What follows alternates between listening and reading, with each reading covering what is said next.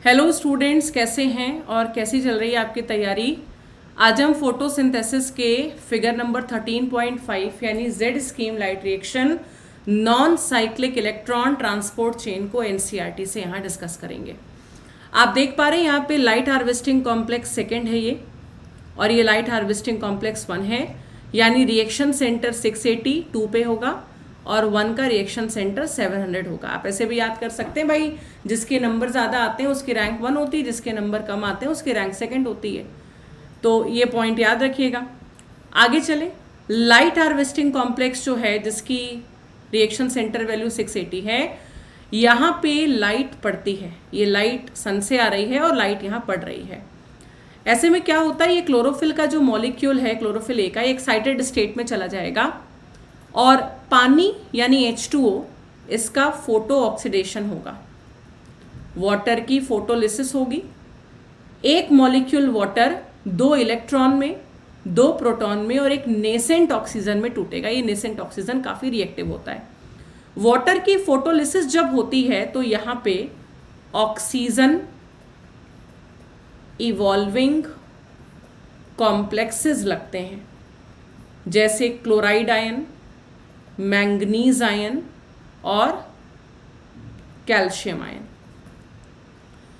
यहाँ पे वाटर की फोटोलिसिस हुई, ये वही इलेक्ट्रॉन है जो इलेक्ट्रॉन ट्रांसपोर्ट चेन में इन्वॉल्व होगा और ये 2 इलेक्ट्रॉन्स चल पड़ेंगे, इलेक्ट्रॉन एक्सेप्टर इनको एक्सेप्ट करेगा। डिटेल में अगर आप जाने तो इलेक्ट्रॉन को पहले एक्सेप्ट करेगा फियोफाइटिन, फियोफाइटिन से प्लास्टोक्यूनॉन, साइटोक्रोम, देन प्लास्टोसाइनिन, और प्लास्टोसाइनिन जो है ये इलेक्ट्रॉन को लाइट हार्वेस्टिंग कॉम्प्लेक्स 1 यानी रिएक्शन सेंटर 700 को देगा। जब ये इलेक्ट्रॉन मूव करता है फियोफाइटिन से प्लास्टोक्यूनॉन और साइटोक्रोम के पास, तो यहाँ एक मॉलिक्यूल एटीपी बनती है।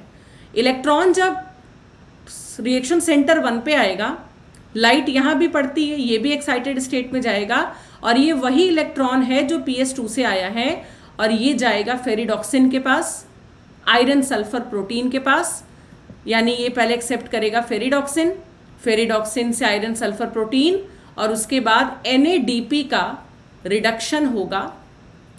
यहाँ एक एंजाइम भी इन्वॉल्व होता है जिसका नाम है NADP रिडक्टेज और NADPH2 बनेगा।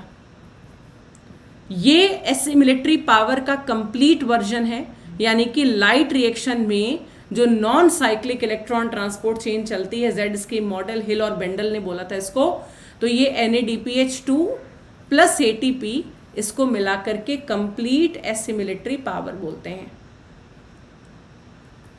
नॉर्मल केसेस में इलेक्ट्रॉन जो ट्रांसपोर्ट चेन चलती है वो नॉन साइक्लिक होती है, जबकि रेयर केसेस में एक 13.6 है फिगर, साइक्लिक फोटोफॉस्फोराइलेशन। फोटोफॉस्फोराइलेशन का क्या मतलब होता है? फॉस्फोराइलेशन का मतलब होता है formation of ATP, adenosine triphosphate का बनना फ्रॉम डाइफॉस्फेट, और फोटो शब्द का मतलब लाइट है, यानी लाइट के प्रेजेंस में ATP अगर बनती है तो उसको फोटोफॉस्फोराइलेशन कहते हैं।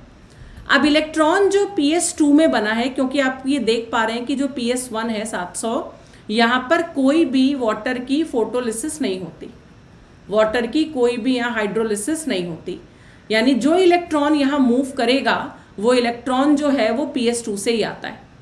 इलेक्ट्रॉन PS2 से आएगा, ये फेरिडॉक्सिन के पास जाएगा, फेरिडॉक्सिन से आयरन सल्फर प्रोटीन को जाएगा और उसके बाद क्या होगा, ये साइटोक्रोम और प्लास्टोसाइनिन से होता हुआ क्लोरोफिल A 700 के पास रिटर्न हो जाएगा। इस पूरे पाथवे में केवल ATP बनती है, यहाँ पे NADP रिडक्टेज एंजाइम एब्सेंट है, वाटर की फोटोलिसिस भी नहीं होती, NAD का रिडक्शन भी नहीं होता, इसीलिए यहाँ जो एनर्जी बन रही है वो इनकम्प्लीट एसिमिलेटरी पावर के फॉर्म में होती है। ठीक है, ये आप कंपेयर कर सकते हैं साइक्लिक और non cyclic electron transport chain को आप साथ में।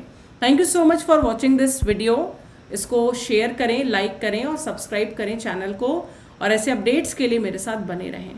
Thank you so much.